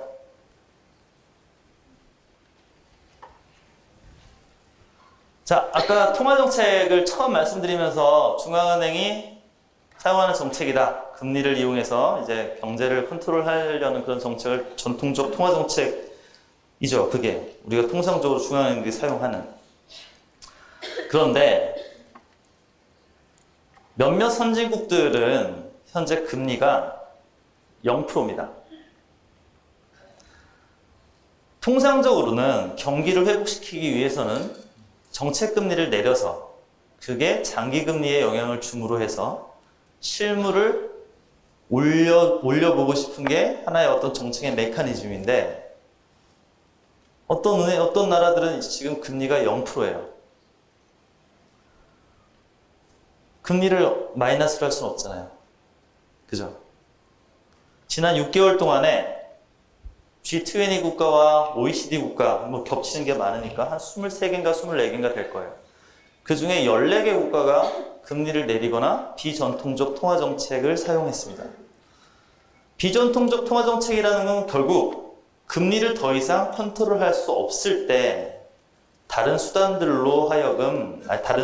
활용해서 유동성을 공급하고 그걸 통해서 경기를 부양시키는 하나의 프레임이라고 보시면 돼요. 일본 먼저 볼게요. 요새 엔저 이런 얘기 많죠. 그죠? 일본은 지금 수단과 방법을 가리지 않고 유동성을 풀겠다라고 나섰습니다. 아베 정부가 들어서고 구로다 일본은행 총재가 들어서면서 무제한적인 유동성 공급을 하겠다라고 했습니다. 그 결과 엔화 가치가 급락을 하고 있고요. 이를 통해서 일본은 경상수지가 만성적으로 적자이던 것을 흑자로 돌리고 소비를 진작시켜서 좋은데요? 소비를 진작시켜서 경기를 다시 살리는 것을 도모를 하고 있죠. 일본을 잠깐 짚고 넘어갈게요. 지금 보시는 거는 소비자 물가 상승률하고 경제 성장률입니다. 소비자 물가 상승률이 놀랍게도 0% 밑에 위치하고 있어요. 아주 오랜 기간, 거의 20년 가까이 됐습니다. 좀 나아지려나 싶었는데 지난 금융위기, 그 다음에 무슨 일본 대지진 이런 것들 때문에 더 영향을 받아서 소비자 물가가 돈처럼 오르지가 않아요. 디플레이션이라고 하죠. 소비자 물가 상승률이 떨어지는 것을. 인플레이션의 정반대 개념인데 디플레이션이 왜 무서울까요? 얼핏 보면 좋을 것 같지 않나요? 물가가 떨어지면 좋은데 왜? 디플레이션이 진짜 무서운 것은 똑같은 10,000원으로 내가 오늘 물건을 사는 것보다 내일 더 많이 살 수 있습니다. 그렇죠? 그러면 여러분들은 오늘 사겠어요? 내일 사겠어요? 내일이 되면 모레가 되면 그렇게 그죠? 아무도 소비를 안 해요. 소비를 안 하면 기업들은 어려워지죠. 문을 닫아야 됩니다. 그러면 임금도 떨어지죠. 해고도 늘어날 거고. 인플레이션이 물가 상승 때문에 지금 당장의 소비, 구매력을 악화시키는 그러한 아주 몹쓸 병이라면 디플레이션은 경제 전체를 망가뜨릴 수도 있는 중증이죠. 그래서 어빙피시였나요? 그런 경제학자가 한 분 계셨는데 디플레이션은 경제 전 부분이 완전히 파산이 나고 나서야 해결될 수 있다라는 이야기를 하기도 했습니다. 그만큼 일본 경제는 심각한 상황이에요.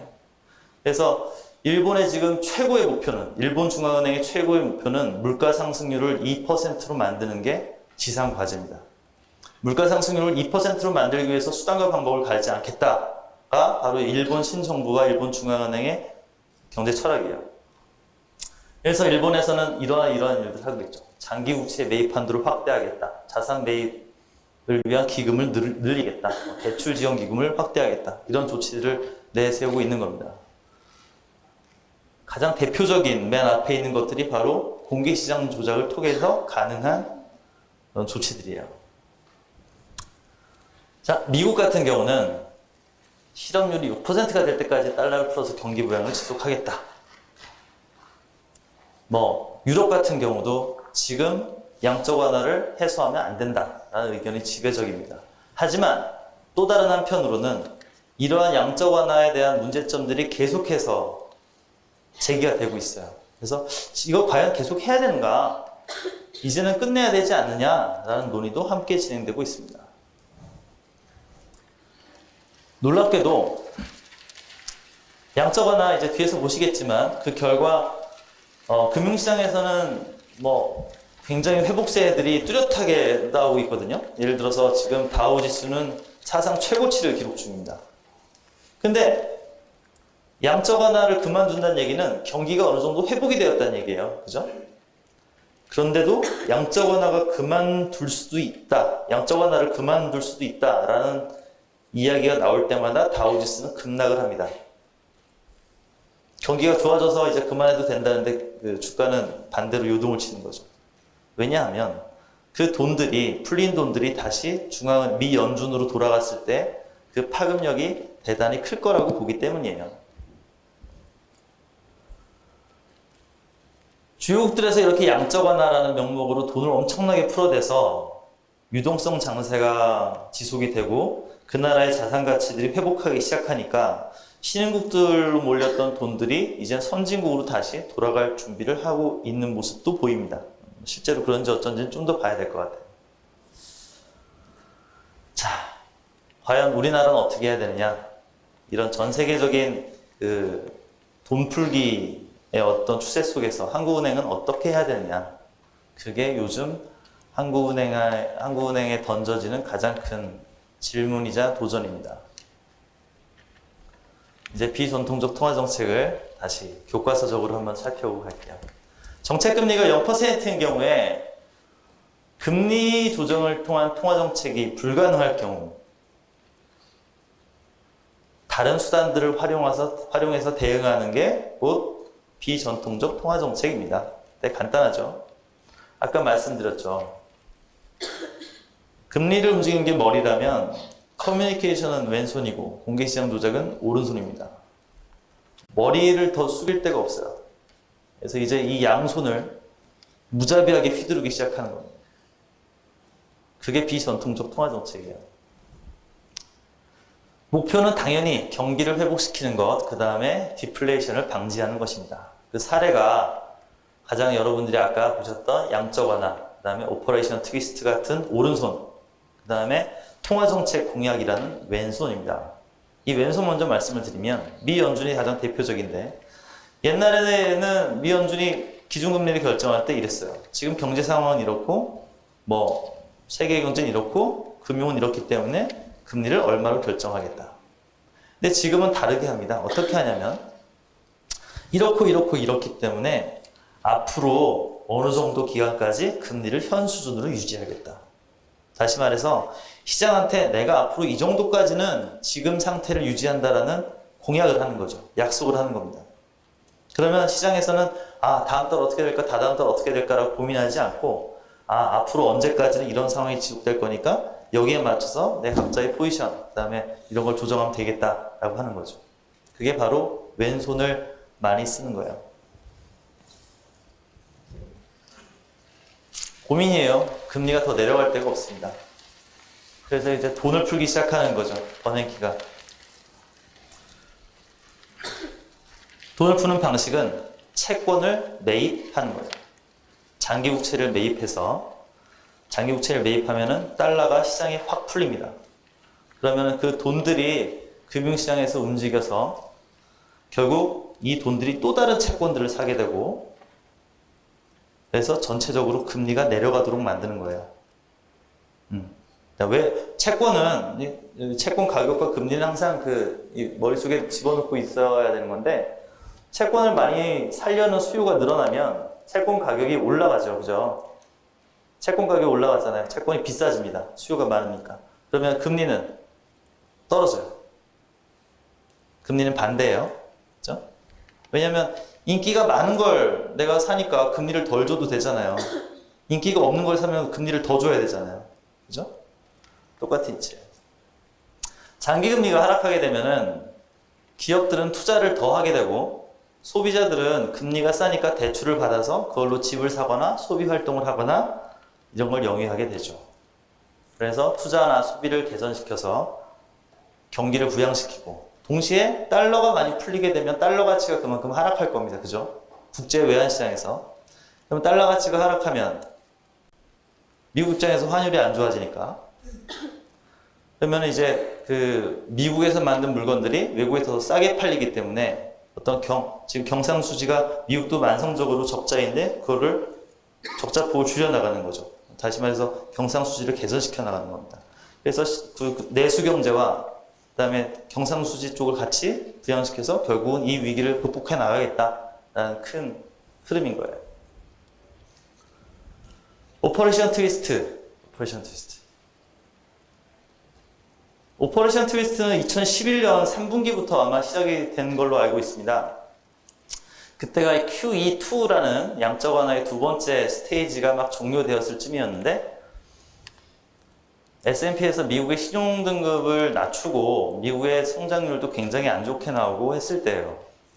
그런데 미국 연준 입장에서는 더 이상 돈을 푸는 거에 대한 반대도 굉장히 많기 때문에 실제로 이제 QE2가 될 때쯤에서 연준 이사들의 한 3분의 1 정도는 다 반대를 했었거든요. 어쨌거나 방법이 없을까 고민을 하다가 꺼내든 게 바로 오퍼레이션 트위스트입니다. 오퍼레이션 트위스트는 미 연준이 가지고 있는 단기 채권을 팔고 그러면 돈이 생기죠. 돈이 들어오죠. 이걸로 장기 채권을 사는 거예요. 다시 말해서 단기 금리는 더 낮아질 데가 없고 올라봤자 얼마 안 오를 거니까 내가 단기 채권을 팔아서 그 돈을 가지고 장기 채권을 사서 장기 금리를 누르겠다라는 거죠. 돈을 끌어와서 보냈기 때문에 시장 전체 유동성에는 변화가 없습니다. 그렇죠? 양적 완화가 가진 단점을 극복하기 위해서 사용했던 정책이죠. 이 오퍼레이션 트위스트는 유래가 재밌어요. 이게 원래 지금 당장 생긴 게 아니에요. 케네디가 대통령일 때 한번 썼던 정책입니다. 지금 오퍼레이션을 하자. 어떻게? 트위스트해서. 근데 이 트위스트는 이 양쪽을 두 개를 꺾는다는 의미도 있지만 사실 그때 트위스트 춤이 유행이었대요. 미국에서. 그래서 이름이 진짜로 오퍼레이션 트위스트가 됐습니다. 작년에 처음으로 이 정책이 나왔으면 오퍼레이션 말춤이 됐겠죠. 자, 양적 완화는 이런 거 모르겠다 나는. 그냥 쏟아붓자. 채권을 무제한 매입해서 금리들을 확 눌러버리는 겁니다. 공개시장 조작을 통해서 하는 거죠. 이건 아마 저기 나눠둔 유인문을 보시는 게 더 좋을 텐데 색깔이 근데 표시가 안 돼 있으실 거예요. 미연준이 했던 QE부터 Q3까지 전부 다 공개시장 조작을 통해서 합니다.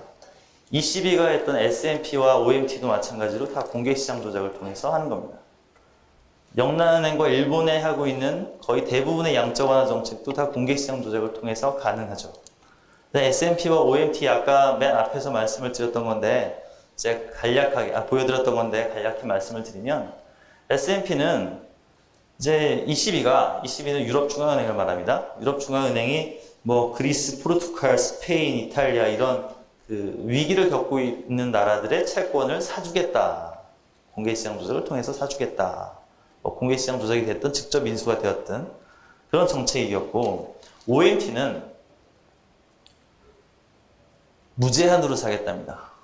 이 OMT 같은 경우는 이제 S&P의 하나의 업그레이드된 버전이라고 해야 되나요? 그거의 다음 단계인데 여러 개 되는 한 무제한으로 사겠답니다. 다시 말해서 유로화를 시장이 회복될 때까지 풀어 제끼겠다라는 거예요. 결국 이 오른손이 엄청나게 큰 칼을 들고 휘둘러대기 시작하고 있는 게 바로 양적 완화라고 보시면 되는 겁니다. 금융위기를 겪으면서 처음에는 통화정책과 재정정책이 이 수준에 있었다면 각 나라들의 초반 대응은 전부 다 재정정책을 통해서였습니다. 그러다가 재정위기, 재정절벽 이런 말씀 들어보셨나요? 그러면서 결국은 통화정책으로 옮겨가게 되죠. 그래서 비전통적 통화정책이 지금은 대세가 되어 있는 그러한 선진국들의 경제 상황입니다. 중앙은행이 채권을 사니까 어떻게 했어요? 중앙은행의 자기 대차대조표상에는 채권들이 계속 쌓아지게 되죠. 그죠? 드러납니다. 다시 말해서 중앙은행의 자산이 엄청나게 커지게 돼요. 이때부터가 이제 QE가 시작된 2008년 11월부터인데 그때부터 미 연준과 ECB는 자산이 이렇게 쭉 늘어납니다. 이렇게 양적 완화가 계속되고 달러, 엔화, 유로화 같은 기축통화들이 계속 풀리면서 그 돈들이 실제로 금융시장으로, 실물시장으로 가야 하는데 아직 실물시장으로 가는 것 같지는 않고 금융시장으로는 많이 들어오고 있습니다. 특히 우리나라라든지 아니면은 다른 그러니까 그 양적 완화를 시행하지 않고 있는 나라들로 굉장히 많이 들어가게 되죠. 그 결과 미국과 유럽과 일본의 채권 수익률뿐만이 아니고 전 세계적으로 채권이 굉장히 강세를 보이게 됩니다. 돈이 들어와서 채권 시장으로 흘러 들어가고 있거든요. 결국 양적 완화는 아까 말씀드린 이런 걸 타겟팅을 했다고 말씀을 드렸고 실제로 어떻게 되는지 잠깐 볼게요. 자, 미 국채 금리예요. 그 다음에 MBS 증권 금리입니다. 쭉 강세를 보여서 금리가 많이 떨어졌죠. 지금은 뭐 1%대까지도 내려와 있는 상황입니다. 환율입니다. 마찬가지로 파란색은 유로 달러 환율이에요. 달러 가치가 옛날보다 많이 내려와 있는 상황이고, 엔화는 달러가 너무 많이 풀리니까 엔화가 강해졌어요. 이거는 요 분모에 따라서 다른 거니까 지금 이거는 엔화가 강해진다는 얘기예요. 그러다가 일본은행에서 도저히 참고 못 보겠다. 일본에서 엔화를 풀기 시작하니까 갑자기 엔화 가치가 확 떨어집니다.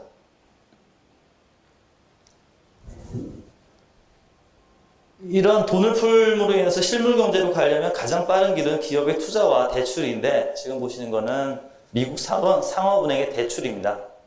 금융위기를 겪으면서 엄청나게 떨어졌다가 양적 완화와 함께 지금 다시 반등해서 어느 정도 수준까지 회복이 되어 있는 상황이에요.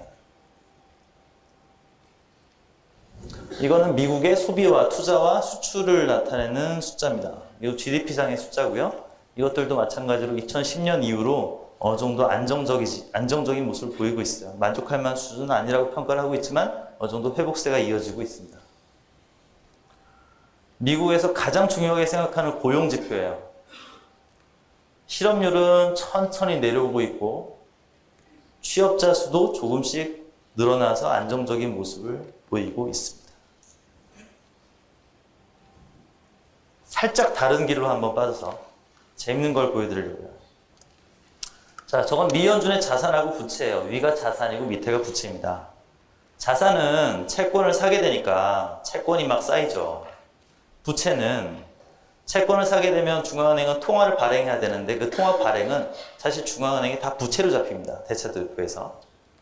그래서 미국은 양적 완화를 시작한 이후에 원래는 국채밖에 없었던 것이 이제는 MBS라는 주택 저당 채권도 들어가게 되고요. 다른 여러 가지 것들이 굉장히 많이 늘어났어요. 그런데 재미있는 사실은 중앙은행이 채권을 막 사요. 살 때마다 금리가 뚝뚝뚝 떨어집니다. 다시 말해서 처음 샀을 때보다 지금 가지고 있는 채권 가격이 엄청나게 올랐어요. 미국 중앙은행은 앉아서 이익을 엄청나게 보고 있는 거예요. 매해가 끝날 때마다 대단한 규모의 이익이 맨날 결산에 잡힙니다. 미국은 어떻게 하냐면, 한국도 마찬가지지만 중앙은행이 얻은 수익은 그 중에 거의 상당 부분을 정부에 일종의 세금으로 납입해요.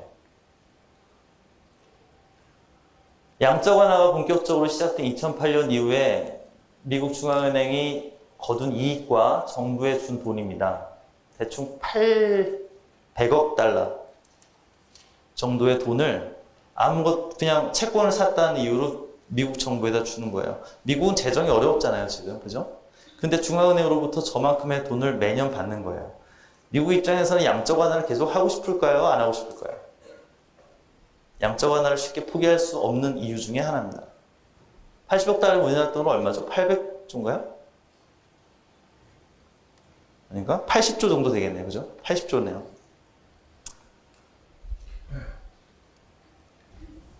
자, 이러한 흐름 속에서 경기는 분명히 회복되고 있고 금융시장도 많이 올라와 있는데 양적 완화를 계속 해야 되냐 말아야 되냐. 양적 완화를 계속 해야 된다고 주장하는 측은 인플레이션의 위험이 없다. 그리고 경기 회복세가 아직 뚜렷하지 않다. 유로존이 계속 불안하다. 그리고 양적 완화를 끝내면 금융이 다시 불안해질 것이다. 그 다음에 재정절벽이라든지 이런 불확실성이 여전히 많다라는 의견이고, 반대로 양적 완화는 이제 끝낼 때가 됐다라고 주장하는 측은 양적 완화를 이대로 놔뒀다가 계속하다가는 물가가 급격하게 오르는 부작용이 나올 것이다. 경기도 이제 완만히 회복세를 지속하고 있다. 유로존도 많이 불안이 없어졌다. 장기금리도 굉장히 낮은 수준이니까 더 이상 안 해도 된다. 나중에 양적 완화가 계속하다 보면은 그 채권을 다시 팔기 시작했을 때 중앙은행의 컨트롤 능력이 침해받을 수 있다 등등의 논거로 이렇게 제시가 되고 있습니다. 디스커션 장이에요. 이거는 그냥 여러분한테 보여드린 거고, 제가 여러분들한테 묻고 싶은 것은 다음 장에 있습니다. 우리나라도 양적 완화를 해야 할까요? 제가 지난달쯤에 이런 전화를 받았어요.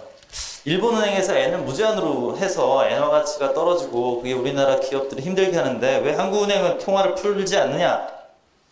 한국은행도 통화를 풀어서 이런 거에 대응해야 되지 않느냐? 라는 전화를 받았습니다. 어떤 여러 애국자분께. 어떻게 생각하세요?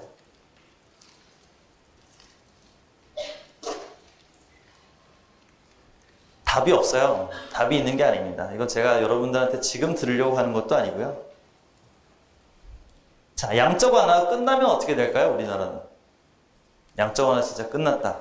그러면 미국 중앙은행이나 유럽 중앙은행들이 뿌린 돈을 거두어 갈 거고, 그러면 분명히 그 돈 중에 일부는 우리나라 금융시장에도 들어와 있을 텐데 그 돈들이 빠져나갈 수도 있겠죠. 그렇죠? 그러면 우리나라 금융시장은 어떤 일이 일어날 거고 어떻게 될까요? 또 한국은행은 그때 어떻게 대처를 해야 할까요? 가 여러분과 함께 해보고 싶은 디스커션입니다. 숙제죠, 숙제. 네, 제가 지금 들을 수는 없겠죠. 왜? 아무도 얘기를 안 할 거니까. 매 강의마다 이렇게 하나씩 아이디어를 드리면 가끔 정말 굉장히 참신하고 뛰어난 말씀으로 저한테 피드백을 해주시는 분들이 계십니다. 저한테는 너무나 무한한 영광이고 또 감사죠. 그런 걸 함께 토론해 볼 수 있는 자리가 따로 있었으면 좋겠지만 그게 쉽진 않기 때문에 여러분들이 한번 스스로 생각해 보는 자리가 스스로 있으셨으면 좋겠어요. 공개시장 조작에 대해서 이해 쉽게 강의해 준 이상호 과장님께 다시 한번 박수 부탁드립니다.